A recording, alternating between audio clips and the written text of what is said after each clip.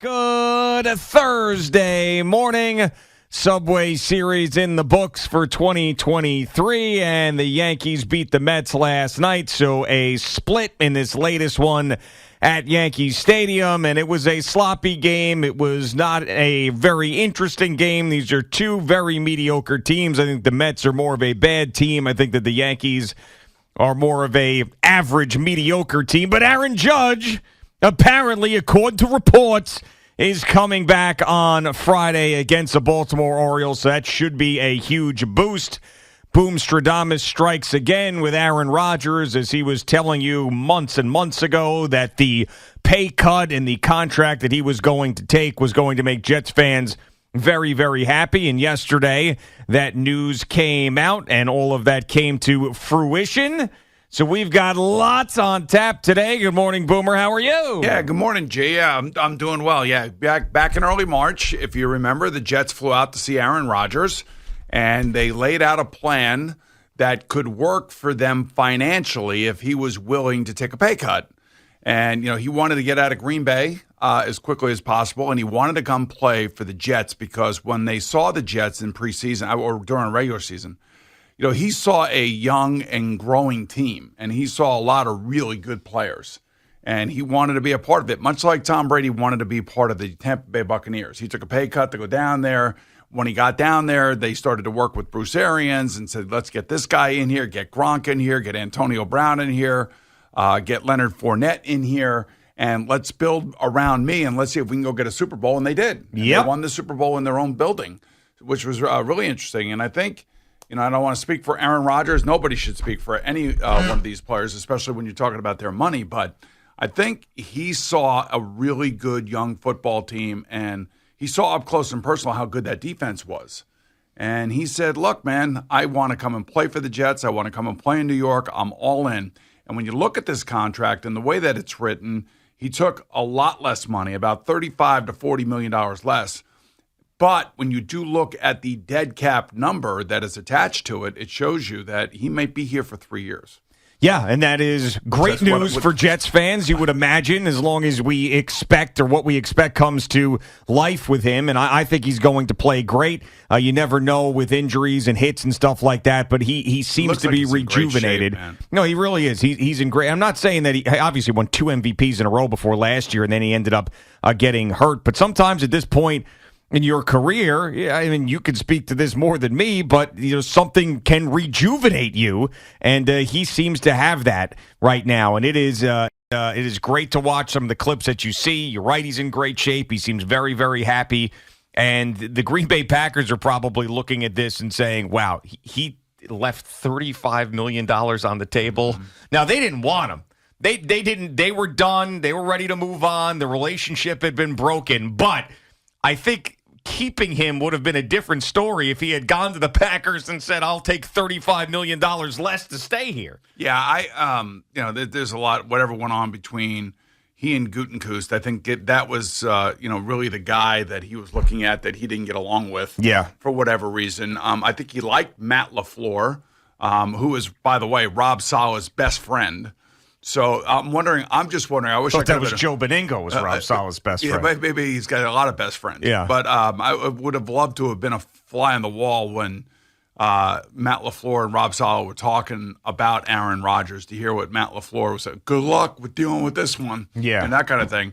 But as long as he's throwing touchdown passes and playing the way that he played under Nathaniel Hackett as his offensive coordinator in Green Bay, this is why Denver hired Nathaniel Hackett. They wanted...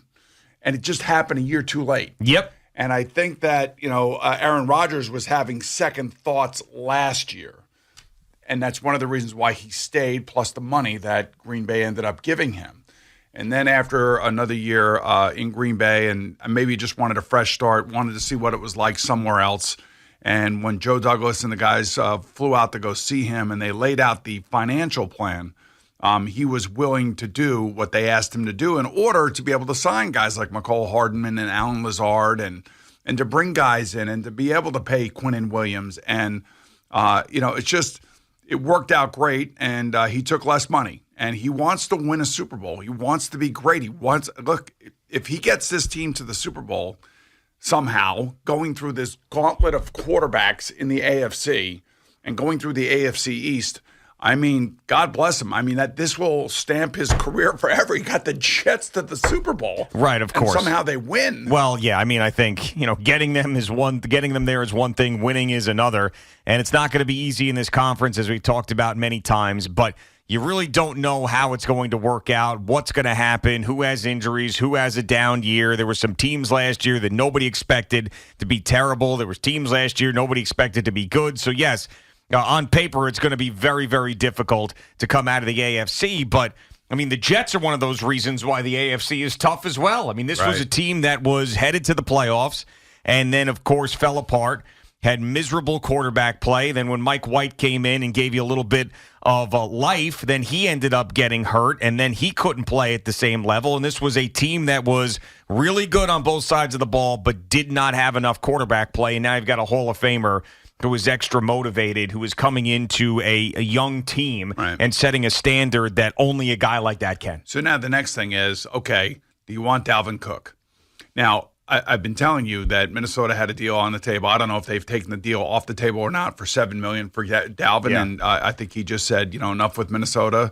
You don't want me. You don't want to pay me for everything that I've done for you guys. And, I'm leaving and I don't want to play with you guys. Mm-hmm. So now comes – If Aaron Rodgers says to Joe Douglas, look, man, I really want Dalvin Cook, Joe Douglas is going to do everything he can to get Dalvin Cook. But then again, you hear all sorts of different reports. I would just say that, I felt like this a couple of weeks ago that he was going to try to get the Jets involved with a bidding war between them and the Dolphins. And now, of course, there's a potential that the Patriots are involved. So if Aaron Rodgers wants Dalvin Cook, I think he can get him. But the question is really, what are you talking about paying him? Now, he may say to Dalvin Cook, look, I took less money. But, I mean, it's $35 million instead of $50 million. Yeah. Now, what about this latest report, though? Because it was a lawsuit back in November of 2021 that his ex-girlfriend filed about domestic abuse. She said that he abused her, caused a concussion, then held her hostage at his residence in a Minneapolis suburb. Now, that happened back in 2021. The lawsuit was very quiet after that. Now, a Minneapolis Star-Tribune article came out about a week ago that you had mentioned when we were talking about Dalvin Cook, where he had made two settlement offers to her, one of $800,000 and another of $1 million, requesting that her testimony be barred. So, it's a tough one. It is a tough one because he's not suspended by the NFL, right? And it's one of these things. Which is really amazing to me too, by the way. Yeah, and we've seen a million of these things where one person's saying something, the other person's saying another. But I mean, if Dalvin Cook is willing to pay her $1 million to not talk about what happened, that doesn't seem to me that he is confident in his side of the story. No, somebody should ask him a question. It seems like he's going on a lot of these talk shows and stuff. Somebody should ask him. Right. Did you pay your girlfriend $1 million for punching her in the face? Or at least offer to. Yeah. And I don't know. It's offered his ex-girlfriend $1 million. So, but let me ask you a question. But that lawsuit is it still ongoing? That's the thing that I don't understand. Is the lawsuit still ongoing? Like Deshaun Watson still has two lawsuits ongoing. Yeah. He had to give a deposition I believe in April of this year. I thought that whole thing was going to come to a head, but it still hasn't gotten to trial yet. Yeah, and I don't know if this lawsuit is still ongoing. It seems to me in this article, reading about the settlement, that there is no indication that it has been settled. So she also alleged that Cook overpowered her, assaulted her again, later threatening and beating her with a broomstick. And she has a text message from Cook saying, "I know what I did. Can't be rewound. If you want to go to the police, I'll respect that. I'll take my punishment for what I did." That was included in the filing of the lawsuit. Then, after all of that, he countersued, claiming defamation and fraud. All right. So there's a lot of stuff going on here. Yeah, a lot of stuff going on. I don't, he has not been obviously suspended in any way, shape, or form by the NFL. There's no police report filed by either one of them. Right. So I mean, I don't know what you want to do with that. If you're an NFL GM, seems like lots of them don't seem to care about it. So I don't know. I mean, it's one of these tricky situations we've seen many, many times with players, and especially those who are either under contract or not under contract, and you have to decide, is it worth it? And we've seen just recently the Bills punter who was cut, and his name was out there as far as statutory rape charges. And he's completely cleared of everything. Completely cleared of everything. Wasn't even near the location where that went down, and is trying to restart his career and restart his life. So the Jets actually had him in. Right. So you've seen both sides of it. You see bad guys get caught for doing bad things, and you see good guys getting accused of bad things, and then they have to fight their way through it when they were innocent the whole time. So yeah. I'm not sure what the facts are with Dalvin Cook, but I mean, it is a part of his story now. If you're a team that's going to bring him in, if there's any more of this stuff that's going to come out. I don't listen, all that stuff with Deshaun Watson and Cleveland giving him all that guaranteed money. Yeah, he was suspended for a year. Does anybody really care anymore? No, but he was suspended for a year. Well, 11 games or whatever it was, wasn't it? Or 10 games or something like 6 Yeah. games, whatever the hell it was. And he didn't play the year before. I mean, the guy he got paid. Right, but he didn't play football and he got for fined $5 million. 2 years. But he got paid. Yeah, no, I know. But, I mean, Dalvin Cook hasn't had any sort of suspension or any sort of anything.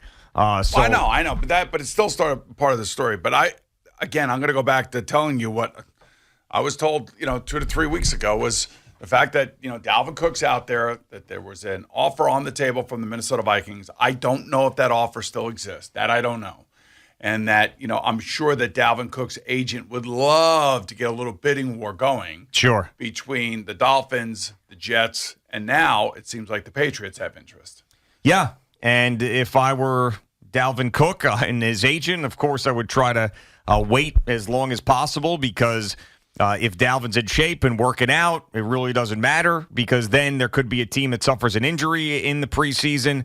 And then all of a sudden, he becomes a hotter commodity, and maybe a team meets his number because of that, because they are desperate. So, it's kind of interesting because, the Patriots have Ramondre Stevenson up there. Mm-hmm. And, he's a damn good back, man. But he's not Dalvin Cook type back. Well, I mean, the Jets have good backs, too. I mean, we'll see what Breece Hall is when he comes back. I mean, Michael Carter's been a nice back for him, but Breece Hall could be Dalvin Cook. What we saw last year, he was on track to be the offensive rookie of the year until he ended up getting hurt, and then it went to Garrett Wilson. That is a serious knee injury, and right. I know he feels like he wants to come back, and, they're going to be really, really careful with that. I mean, I would be shocked to see him like the first month of the season. I really would.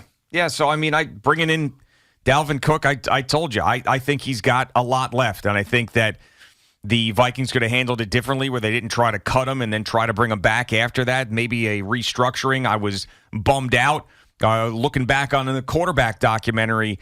Some of these big plays that he had as they were following around Kirk Cousins. I'm just being reminded of the breakaway speed and the big game-changing plays and how important he was to the offense. He's like Le'Veon Bell to the Pittsburgh Steelers. Yeah, I mean, it's close. I think Le'Veon, when he was at his prime there, was even more productive. But, I mean, he played the same type of role. He did, and it's. I think he's got a lot left. I do. As a football player, I think that whoever gets him is going to get a really, really productive football player for at least 2 years. At least. I wonder. The only thing I wonder about, and I don't have an answer on this, is he did have an injured shoulder. Mm-hmm.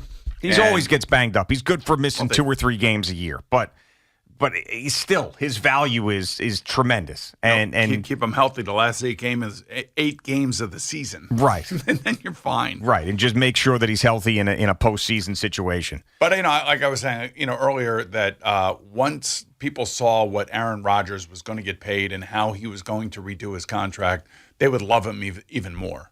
And that's exactly what happened here. And it's not surprising. Eventually they had to redo the contract. I don't know why it took so long, but they had to redo that contract, and he signed it. And, he basically took a pretty big pay cut. And, what's interesting is with all these other guys now getting their contracts, Justin Herbert and, Joe Burrow's right around the corner, and it's going to be a massive contract, and it should be a massive contract. He's been in 7 playoff games in the last 2 years, 2 AFC championship games, a Super Bowl. He's played significant roles in all of those games, beat the Tennessee Titans in his first playoff game in which he got sacked like 9 times, if you remember. Yeah. Ryan Tannehill kept throwing it to the Cincinnati Bengals defense, but that helped. But, the fact of the matter is it's going to be massive. and they still have to pay T. Higgins. They haven't paid him yet. Yeah. And T. Higgins, look, he could be a number one wide receiver for any other team in the league, maybe with the exceptions of guys, wherever Justin Jefferson is and Devontae Adams is and Garrett Wilson now. But there are teams out there that would love to have T. Higgins as their number one receiver and pay him $20 million a year. Yeah, and as far as Aaron Rodgers' pay cut's concerned, we've seen guys take less money in the past, but never can I remember $35 million being left on the table from anybody. I mean, we've seen he took $5 million less, maybe $10 million less over the course of 2 years to help a team out, whatever. $35 million? Yeah. I mean, that has to be. Brady was always underpaid, when he came to what was going on up in New England and when he went down to Tampa. Now, I think Tampa did some other things with him. I'm not really sure. I don't know if it had anything to do with the soccer teams. I don't know. He's got an entire team of financial people that run TB12. Oh, yeah. You know that, right? Of course, yeah. And all they do is try to figure out ways for him to make more money, away from whatever he's making publicly when he was playing for the teams that he was playing for. Yeah. And he makes a ton of it. And, I know. And him and Giselle heavily involved in real estate, too. I mean, they had FTX. Right, a Gizwell. That Sam Bankman-Fried Bitcoin crap. And then Aaron Rodgers has made over $300 million already to this point in his career. Now, that is his salary from the Green Bay Packers. It has nothing to do with his off-the-field endorsements, State Farm, any investments, anything that he's doing. Believe me, he's making a lot of money, and he's made a lot of money, and he's really comfortable. Now what he wants to do, and I think this is great, he wants to take the New York Jets to the Super Bowl. Yep. That's what he's trying to do. And he wants to win it, too. Right, of course, because think of the legacy. Think of what would happen and how people would view him. I know the people in Green Bay probably are not very happy, but this is a guy who's made a decision that he wants to try to do what Tom Brady did. That's what I think.